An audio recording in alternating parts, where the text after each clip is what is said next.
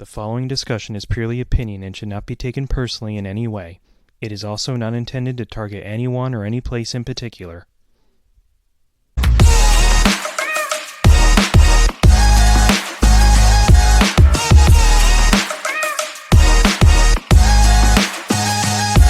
Hello, CineManiacs, and welcome back to another episode of CineMania.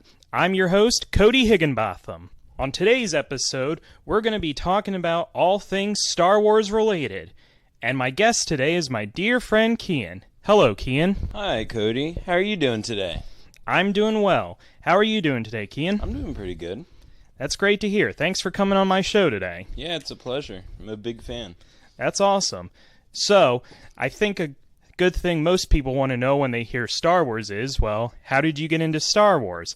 I myself, at first I was never really into Star Wars, but then I decided, right around the time after I graduated high school, I decided I'd give them a watch. And sure enough, after I watched them, I thought to myself, wow, how did I ever live without these films? They're just so cool. Naturally, I started with the original trilogy, and then so on. I did the prequels, and then I did the sequels. Naturally, when the sequels came out, of course, because by that time, The Last Jedi was about to come out. So, Kian, how did you get into Star Wars? So, when I was younger, my pup-up would always have his big TV, and and whatever was on there, and we would always watch it. And Star Wars was on there. And we would just watch Star Wars all the time. And from then, I've always just been a fan. When we've watched it, like you said, the prequels and sequels, it's just been amazing. That's awesome. So, we'll get this part out of the way too. Who would you say is your favorite character? Ooh, that's a good one. There's lots of good characters, but it probably has to be Obi-Wan Kenobi in the prequel.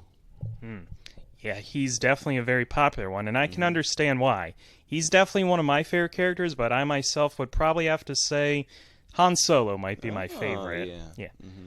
Now, if we were asking who's your sole favorite villain, I myself would have to say probably Darth Vader.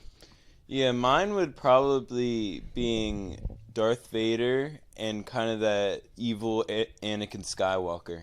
There's a lot of discussion about how one trilogy is better than the other, and, how one film is, just flat out terrible. Like, for instance, a lot of people say in the prequel trilogy, The Phantom Menace or Attack of the Clones, they're, the worst Star Wars films ever. Or, say, if you're referring to the sequel trilogy, someone would say maybe The Rise of Skywalker is the worst Star Wars film. What's your thought on if someone were to say that Star Wars film is the worst film, but you yourself like it? So if someone was saying that, the prequel, they didn't like The Phantom Menace or Attack the Clones, but they gotta realize, if those two weren't there, then how would it lead up to, the storyline of Anakin becoming who he is now? Mm-hmm. And how the relationship between Padme and Anakin Skywalker. But I don't really like The Rise of Skywalker because I'm not really the biggest fan. Well, it's kind of like a good storyline, but it's just not my favorite. I will agree on the Rise of Skywalker stuff because I myself did not like it that much. Yeah. Truth be told, most of the sequel films itself, and fans, this is in reference to The Force Awakens, The Last Jedi, and The Rise of Skywalker. Most of them, they just didn't feel very good, I thought The Force Awakens was pretty good, especially since that was the first film in what would be, a sequel trilogy. But then Last Jedi was hit or miss, could be good, could be bad, but by the time Rise of Skywalker came out, no, it was terrible, But I will say, there are some divisive things about the sequel trilogy, but I will say Adam Driver as Kylo Ren, I thought he was really good at that. Yeah. And it's just interesting to think that Star Wars as a whole, obviously it started with the first ever Star Wars movie, which was A New Hope, yet George Lucas, he himself thought that film was going to flop. Like, no one was going to like it. It would do terrible. And then maybe it could have, ruined his career or something.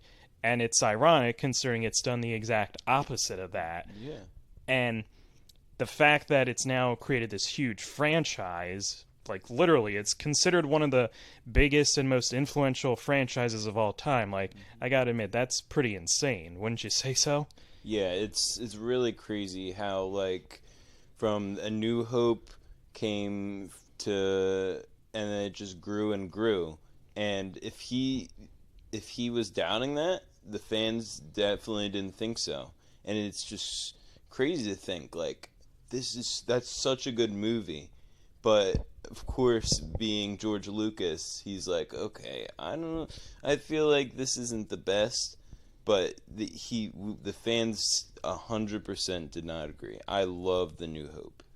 Yeah, definitely. And I'm always a sucker for when I watch A New Hope because you think to yourself, this is the film that started it all. Like, Yeah. not just the original trilogy, but Star Wars as a whole. Like, we wouldn't have these characters who came out later on or these follow-up projects if it wasn't for this movie as a whole. Yeah. And interestingly, too, and this was also around the same time when Lucas thought it was going to flop, the original wasn't even going to have sequels at all. Like, there wasn't going to be Empire Strikes Back or Return of the Jedi. It was, the idea was that it would just be A New Hope, and that's it. Of course, there's always that mindset of, okay, if this film does great, we'll think about doing a sequel. But again, at that time, Lucas didn't think so and thought, this would just be the only film.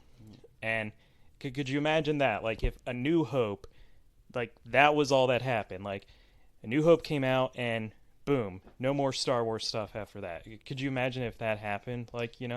I would not like. Well, at the time, of course, I wouldn't really be like.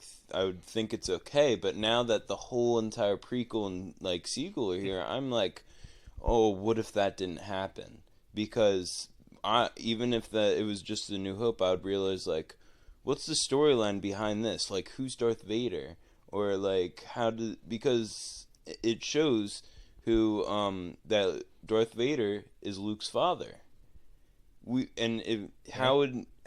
that was like the next movie or something, I would definitely just want to know like the whole entire thing, and that lore just was so amazing. Yeah. Yeah, that's definitely a big thing. Like, when you watch movies and you leave big unanswered questions, of course people are going to want to be knowing, okay, how are they connected in some way, or like, how did this come into fruition? And especially when you don't actually answer that in the film itself. So that makes total sense on why they probably made the sequels and, of course, the prequels. But, of course, there's always that mindset of, like, you didn't really need them, like, the films per se. But for most fans, we can agree that it was nice that they, like, made the prequels. That's for sure. Yeah. Now, I personally feel like Return of the Jedi was a perfect ending for the Skywalker saga. Like, 100%. yeah, because as decent, I won't say it's necessarily awful. I'll say, like, the sequel trilogy is decent. Like, it's not necessarily garbage, because it's not without its plus qualities, of course. I loved Adam Driver as Kylo Ren, and, we got BB-8 out of the sequel trilogy, so, that was great. But, again, the way that trilogy ended, it just didn't feel like a good conclusion to the Skywalker saga, which at least they claim it's going to be the end of the Skywalker saga.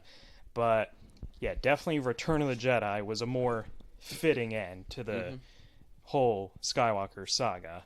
And even if they didn't do the prequels and they didn't do the sequels, and it was just the original trilogy, that was also a great end to the trilogy itself. Yeah, of course, Clone Wars, it shows that Darth Maul survived that fall, but I just can't believe that the Emperor, like, I feel like that should have just been the end.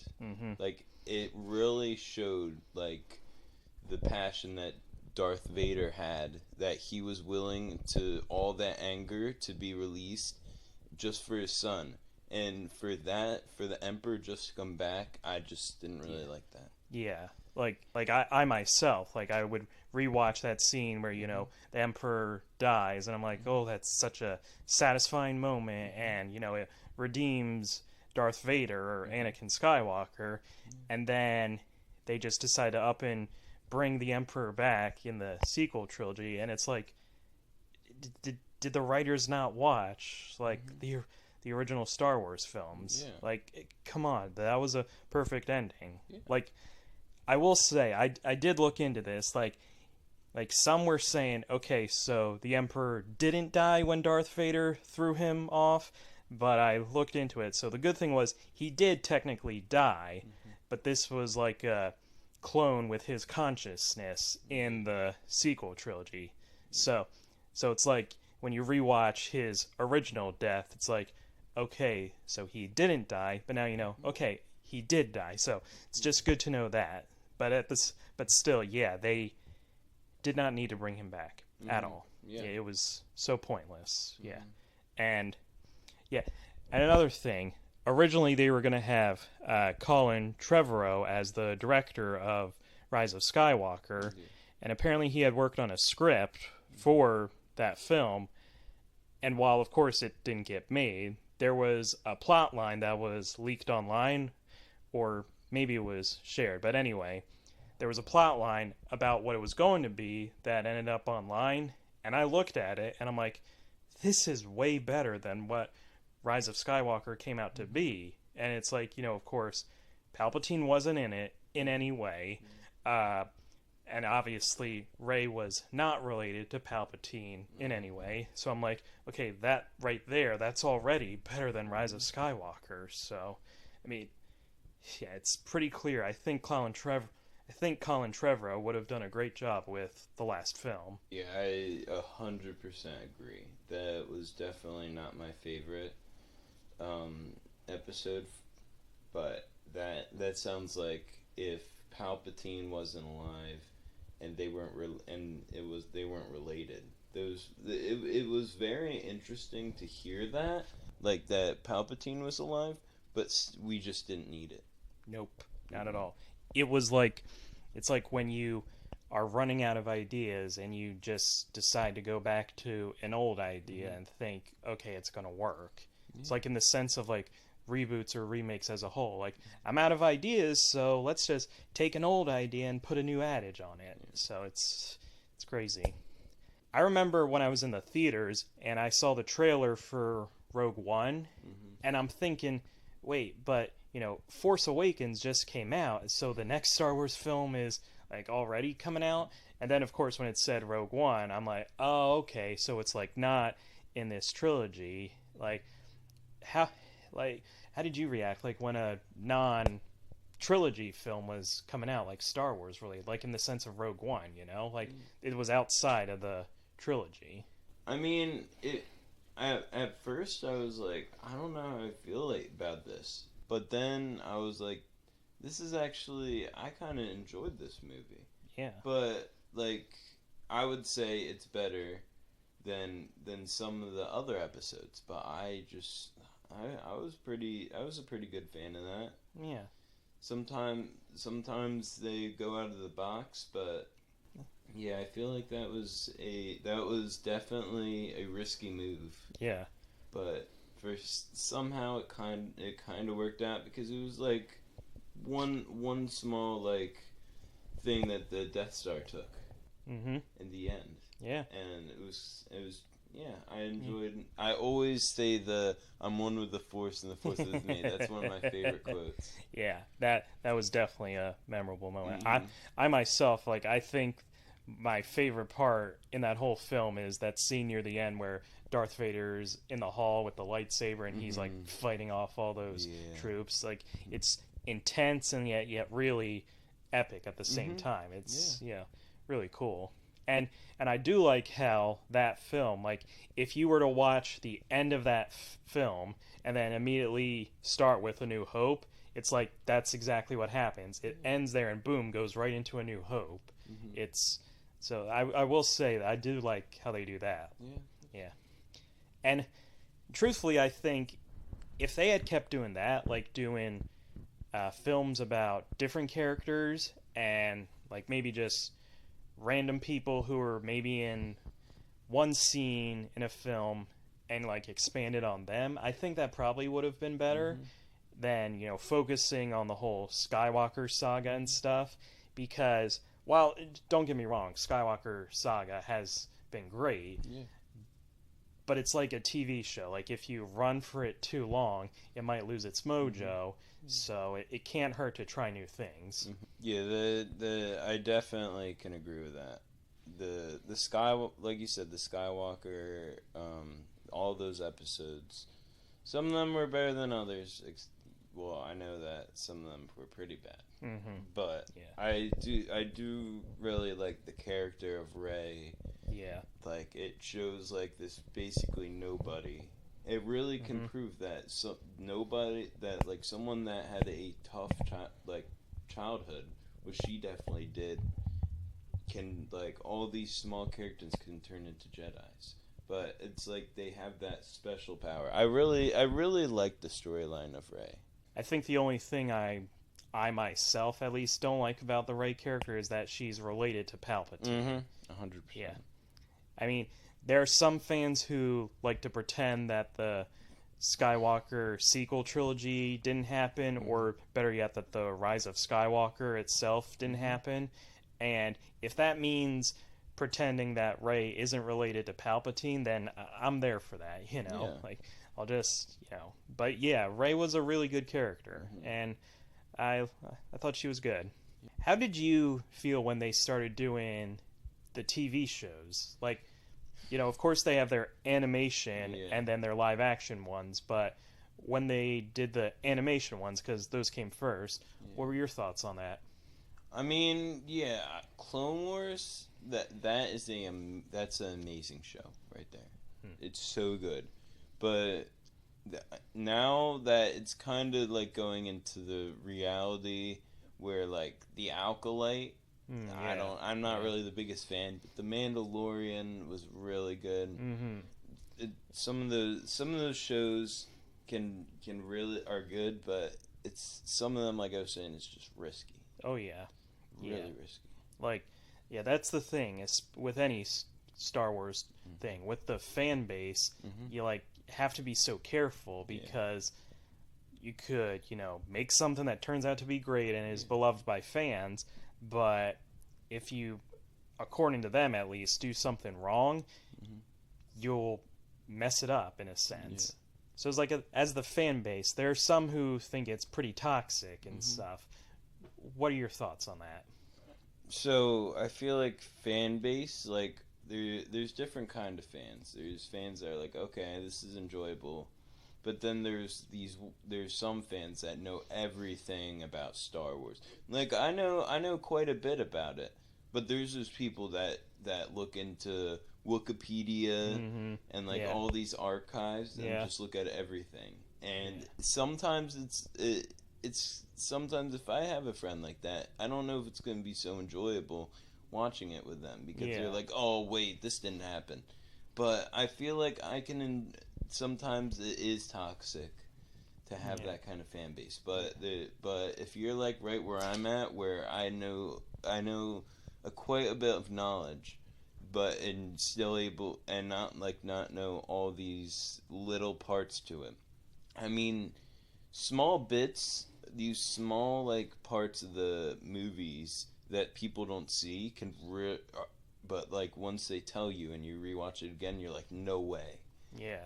But some of them are whether it's like so barely anything, and they're just like, no, I don't like this anymore. Yeah, like you have, like, let's say one fan who really loves Revenge of the Sith, the last film in the prequel trilogy, and then you got another fan who doesn't like it, and then they find out that person likes it, and they'll be all on them like, how could you like this film? It did this and such. It's like, and those types of fans, like the ones who are basically criticizing another's opinion, those are also, definitely not that great.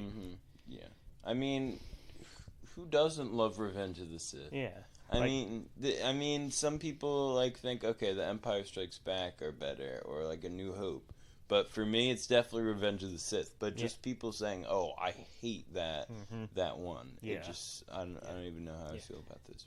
Yeah, and like they say, you're wrong for liking this. Like, if they are just like they don't respect your opinion, you know, like come on, everyone has their right to like a movie. Like, just because, like, for instance, I like Empire Strikes Back the most. If someone else doesn't like Empire Strikes Back the most, that's fine, you know. But they don't have to, you know, be all on my case because they don't like it as much. But yeah, it definitely can get out of hand at times. I mean, Empire Strikes Back has a very iconic scene. Oh yeah. And I feel like when those that's what makes the movies like those big parts. Like, yes, I am your father. Oh yeah. But then also Revenge of this is like kind of like that makes like the difference. Yeah. Is definitely the Annie Obi scene. Oh yeah. I saw that some say that the music in like Star Wars, you know, like the score and such. Yeah. While of course the original Star Wars gave us the iconic, you know, Star Wars theme and in a sense the Imperial March with Darth Vader, and let's not forget the Cantina scene too. But a lot say, and I gotta kind of agree with them on this too, that the music is really good in the prequel trilogy, and you know, like, take for instance, like you said, the Obi Anakin fight. You know, that had some really epic music, or even that Qui-Gon Jinn and Obi-Wan fight with Darth Maul. You know, the Duel of Fates. Yeah, like that whole scene, they're literally not uttering a single word, and it's pretty much, along with their fighting, just the whole music. Like, that made the scene. Yeah, I even if like sometimes I would just put on like Duel of Fates because I just love that orchestra. Oh yeah, it's amazing. Yeah, I feel like that's one of the best music in a movie franchise. Yeah, I myself, like, I'm partial to Duel of Fates, like, not just because it's a epic fight as a whole, but there's this one time in college where I was about to take an exam, and I was really nervous about it. Like, I was doing okay in that class, but I thought, you know, I might not do fantastic on my exam. And just right before I was going to class, I was just watching some Star Wars stuff, and I decided to finish it with Duel of Fates. And anyway, I go to take my exam, and you know, one thing that just pops to my mind briefly is Duel of Fates, but that didn't take away from the fact I was focusing on my exam. And then eventually when I got my exam back, I found out I got a C on it. So I passed. And I guess you could call it superstition or just like a good luck charm or such. But ever since then, this was my second year of college, so I still had 2 years left. Every year since then, only if it was a class I wasn't too sure about, before I took a big exam, I always watched Duel of Fates right before I took that exam. And of course, yeah, there were some times I still did good on the exam, but other times I didn't. But still, it just was like a, you know, whether you call it a superstition or a good luck charm, it was just something I kept doing all throughout the rest of college. Yeah, because it's a really good scene. Yeah, and when I'm like, if there's like times I'm stressed out or something, I'm like, I don't know what to do. Oh wait, there's Duel of Fates. Yeah. And if I'm like so into a game and I'm like, okay, I need music. Yeah. There's Duel of Fates right there. Oh yeah. Such a good battle music right there. I remember back in middle school when my old history teacher, we would do a mock trial, and when he would enter as the judge, of course, he used the Imperial March as his entrance music. And so we did it like halfway. Like one half, I was just going to be an audience member, like, you know, watching. But the other half, I would be the bailiff, who would also be the one who was playing his music. And when I was clicking his music, that's when I realized, oh, this is a Star Wars type of music. Because at that time, I wasn't into Star Wars as much. But still, just the fact that he was using, you know, Darth Vader's theme as his entrance, I just thought it was so funny. Yeah. You can't go wrong with iconic music like that. Yeah. You got the fantastic John Williams to thank for that. And that's another thing. The fact that all 9 Skywalker saga films he did the music for, I think that's incredible. Yeah.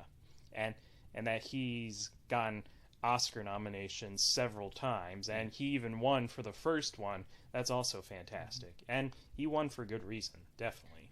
And people do have to realize, I don't know if Star Wars would be as good as it was with that music. Because what if Duel of Fates just had no music, or any kind of like battle scene just had no music? Yeah. I can't really see like they're just fighting with lightsabers. Yeah. It's like if you put the clip on YouTube and just hit mute, like you're literally just watching them swing lightsabers around, and that's it. You know, it's not the same. You know, I mean, yes, obviously all their fighting and jumps is pretty cool, but it's the music that makes it even better. Yeah. Especially Duel of Fates, you know, most of all. There was one scene that most people often say was It's like that scene where Darth Vader is with Obi-Wan and ultimately he kills Obi-Wan. Yeah. People are thinking, you know, this isn't that intense of a fight, you know, compared to other fights we see.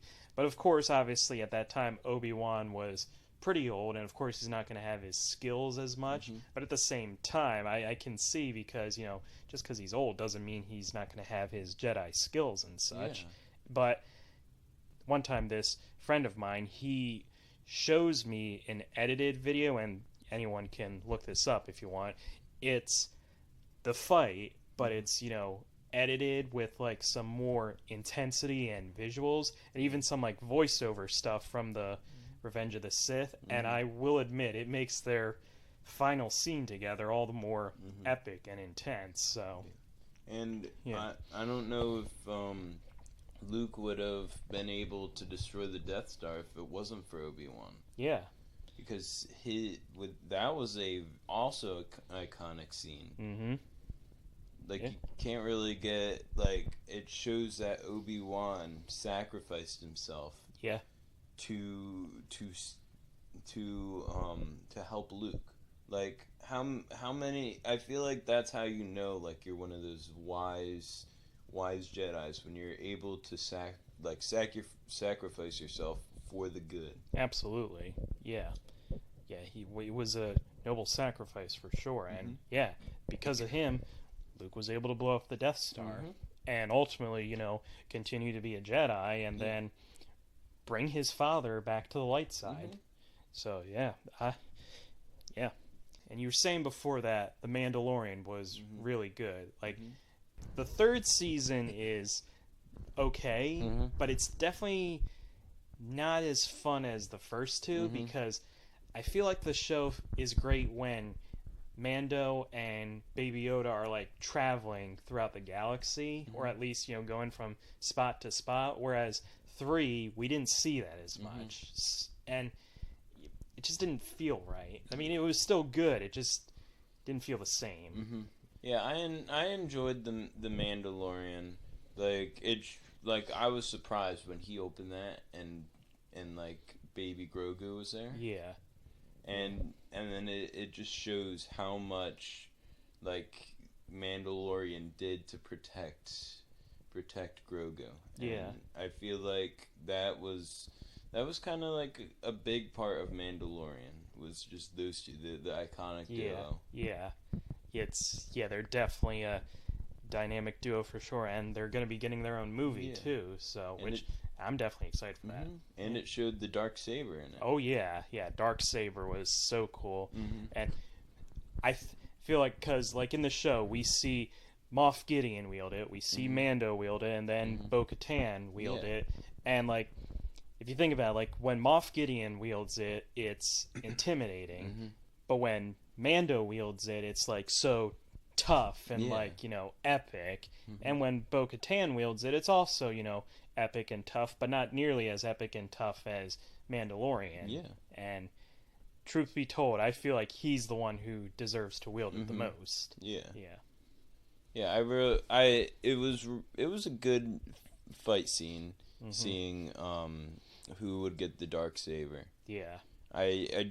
Of course, this a lot of people like good opinions. One of my favorite parts of Star Wars is just the fight scenes. Oh yeah, yeah. And when I see a fight scene coming, I'm like, this better be a good fight scene, because that is it's a very like big part of Star Wars. Absolutely.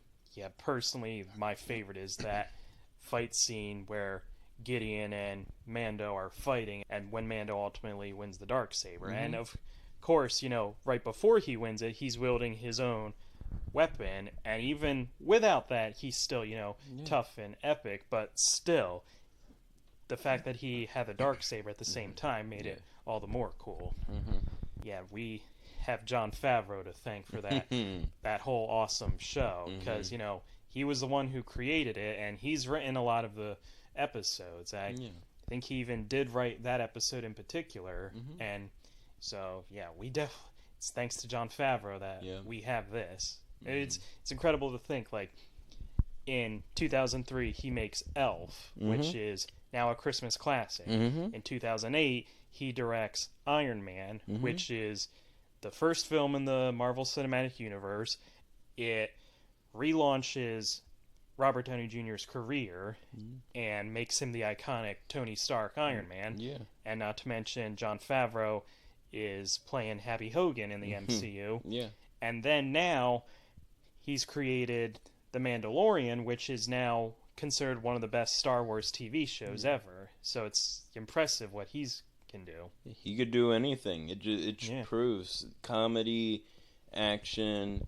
It is just like, once you know those like people can direct that kind of stuff and be able to make that, it proves how good they can be in the future. And also, like, Elf is such a iconic movie. That it feels like, man, this Mandalorian is probably going to be good because of who's directing it. Oh yeah.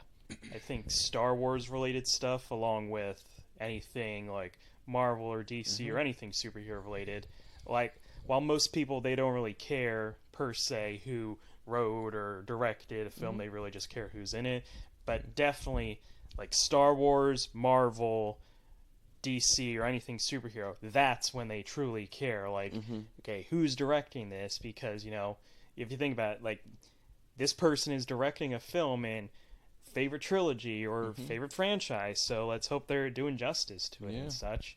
And in many cases, that has proven to be good, Like, for instance, Christopher Nolan, he directs the Batman trilogy, and there were definitely some people who had their doubts probably about Batman Begins, but that turned out to be a great start and a good origin story for Batman. And then the next film, he does The Dark Knight, which is now considered one of the best Batman films and best superhero movies of all time. And then he finishes it up with The Dark Knight Rises. So, yeah, it's a wild ride. It's crazy to think that Star Wars started way back in the 70s, and just with one film, it led to this whole multimedia franchise. Like, you got TV shows, you got the movies themselves, you got toys, you got everything. And that's another thing I found very impressive. Even though George Lucas was not so sure if the film would do great, he still said, like, when the first Star Wars came out, they were also going to do some merchandising for the film, and he wanted to take a % of any of the profits the merchandise make. And a lot of people were saying, he's crazy for doing that because they don't really make that much money. But sure enough, when Star Wars comes out, and with all the merchandise it has, it's a huge success merchandise-wise, and that's what also contributed to how much money George Lucas made. And all dealing with, like, money, all the sequels show, like, how there's so much money put into it, and then the prequels, there's like, it's a good amount of money, but it's not like how much money it is now, and it shows that they didn't need that much money to make it that good. Yeah, like, back in the 70s and into the 80s, like one can clearly tell that the visuals are highly different in the original trilogy compared to like the prequels and the sequels. But yeah, like you say, they didn't need to be so high tech and advanced to be fantastic. And of course, it's just incredible that, like I said before, with all the merchandising, how one thing that's so incredible about Star Wars is how many characters or creations are made, and by default they can turn into merchandising stuff too. Like, I can't tell you how many times, because Force Awakens came out when I was a senior in high school, so I couldn't tell you how many times I would see maybe someone with a BB-8 sticker or a BB-8 drawing. And this one time when there was an event for us seniors, this one student, they actually brought their own remote controlled BB-8 toy, and I thought, oh, that is so cool. Yeah. I mean, of course no one beats RTD2. Oh no, not at all. But I could say as a battle droid, our BB-8 is definitely up there. Oh, absolutely. Yeah. And I will say it's impressive how, like, he's a spherical ball, and he can, like, again, no offense to R2D2 or anything, but he can definitely get around the sand easier than R2D2 could. But I do like how, not just in the original trilogy, but in Star Wars as a whole, a lot of actors and actresses got their names out there and like kickstart to their careers thanks to these films or TV shows. Like, I'm sure no one would know who Mark Hamill or Carrie Fisher were if it wasn't for the original Star Wars, and I highly doubt anyone would know who Daisy Ridley or John Boyega were thanks to the sequels. Yeah. Sure, they probably did some other stuff too, but it was definitely Star Wars that put them on the map. Yeah. It's kind of a bummer, though, that Harrison Ford said he doesn't like his Han Solo character that much. But in a way, it's like, at least we have, Indiana Jones, like, at least he's fine with that character, But you can't take away from the fact that that's one of his most iconic characters, for sure. Yeah, and I really liked when Ray and Finn went into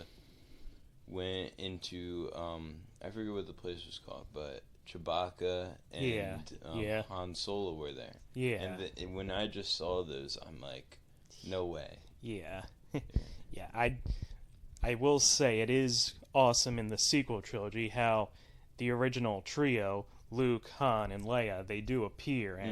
And of course, Chewbacca is part of the original trio too, but of course, if we're counting human characters, non-Wookiees, then he got them.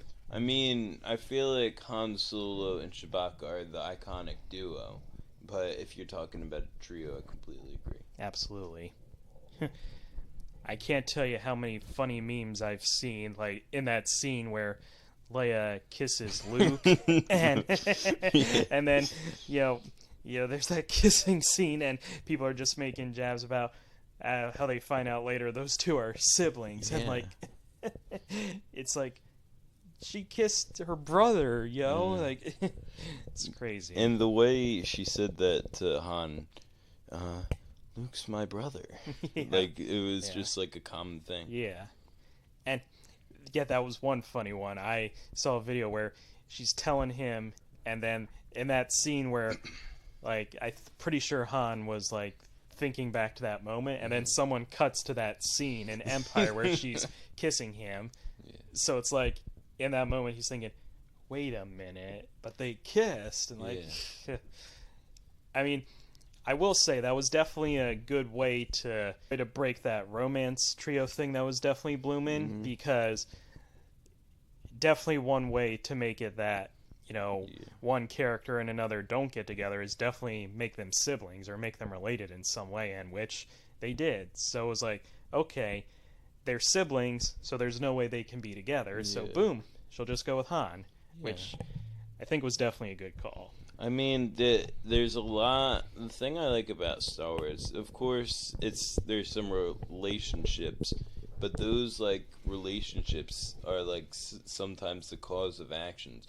But it's like more action them relationships, but I just really like how like Padme and Anakin, Yeah. when their relationship when they were younger, all the way to when where he pushed Padme. Yeah. We'll say, despite a lot of the films, especially prequels and sequels, like flaws, I will say a lot of the characters are pretty well written, and like in the sense of their dynamics and their relationships, and just in a sense their iconicness too. And to think, like, for the screenwriter's perspective, in one sense they're probably thinking, this character is just going to be here and that's it. At the same time, another person might be thinking, hey, we're making a character who's probably going to become an icon. They'll get like toys and stuff all over the store, and whatever way it goes, 50-50 chance that actually happens. Like, before Force Awakens, there were no Rey's or Poe's or even Kylo Ren merchandise stuff out, and boom, they're nearly everywhere. Yep. For new generations, they're introducing new characters who we probably didn't grow up with and such, which isn't a bad thing either. So if it's a way to get them into Star Wars, so be it. Yeah, it's like really weird to see with all these movies where I could go to the Spider-Mans where it shows like the Tom Holland era, then just all Andrew Garfield and Tobey Maguire. Oh yeah, like that's definitely kind of like like Star Wars. I definitely grew up near with Revenge of the Sith and Empire Strikes Back. Yeah. Those were kind of like the two movies that I saw when I was younger. Yeah. But I feel like the different generations definitely are different characters. Yeah. I won't lie, I'm kind of jealous of my mom and papa, uncle, and my mom, because they got to see the original Star Wars films when they first came out on the big screen. Yeah. I mean, yes, they have like re-releases and stuff, but in their case, they got to see them when they first ever came out. So that's definitely a nice experience, I'm sure. Yeah. Do you do anything fun when May the 4th happens? Star Wars Day. I mean, it depends. I of course want to, where I always say may the 4th be with you. But if I'm really big Star Wars fan in my family, it's not like they make it a big deal. But of course, I'm always like, this is a big deal. Yeah. But it depends on how everybody is feeling. But at the most part, it's not really a big thing, but it's kind of like something I'd celebrate. Yeah. Like, I myself, I'm probably the biggest Star Wars fan in my whole family, and while they definitely don't make a big deal about it as much as I do, I definitely on that day I'll wear a Star Wars shirt and I'll be watching a little bit of Star Wars stuff, whether it's a few clips or a whole movie that day. I mean, it's Star Wars Day, gotta represent in any way possible. Yeah. There you go. Yep. So I think my final thing I'll ask here, and I'm pretty sure you brought this up earlier, but I'm just going to ask anyway in case anyone else forgot. What's your favorite Star Wars film? Definitely Revenge of the Sith. I just love how the whole, like I was saying, like the prequels from Phantom Menace and Clone Wars led up to how Anakin became Darth Vader. And of course, the famous Obi-Wan scene. Oh yeah, it was just it's just so iconic. Just that whole movie. I just love to see like how Palpatine, just how like strong and manipulated he is. Yeah, like to have this person, this kid, who could be the strongest. Like he could have been the strongest Jedi of all time. But just it shows how much he had against Obi-Wan, that he just forgot that like he can beat him. That was really dumb. That Obi-Wan had the high ground. Yeah. And why would you jump over him? Exactly. Like, he's literally telling you he has the high ground, and he even tells you don't try it. Yeah, Revenge of the Sith is a really good one. Like, it's not my favorite necessarily. Like, Empire Strikes Back is my favorite, Mm-hmm. but Revenge of the Sith is definitely a good one. It's easily, in my opinion, the best one in the prequel trilogy, and so yeah, I will agree, it's a really good one. What I like most about Empire Strikes Back is that it's obviously the direct follow-up to A New Hope, and it's one of those sequels that's better than the first. Obviously, yeah, A New Hope is what started it all, Yeah. but Empire Strikes Back was a very solid sequel. You know, it had so many iconic stuff. It's where Yoda was first introduced. Like, he wasn't in A New Hope at all. Yeah. So if we hadn't had the sequels, we probably wouldn't have Yoda. Yeah. And by default, we probably wouldn't have Grogu, Baby Yoda, in The Mandalorian. And but yeah, Empire Strikes Back is my personal favorite, and easily Revenge of the Sith is in my top 5, no doubt. But yeah, that's a really good film as well. Well, thanks for coming on here, Kian. It's been great talking to you. Yeah, I had a lot of fun. That's great. And I definitely hope you enjoy all the more Star Wars stuff that comes. Yep. And I definitely hope any of my viewers out there enjoy any more Star Wars stuff to come as well. Well, that's it for this podcast. I'm Cody Higginbotham. Have a great day, and stay awesome, CineManiacs.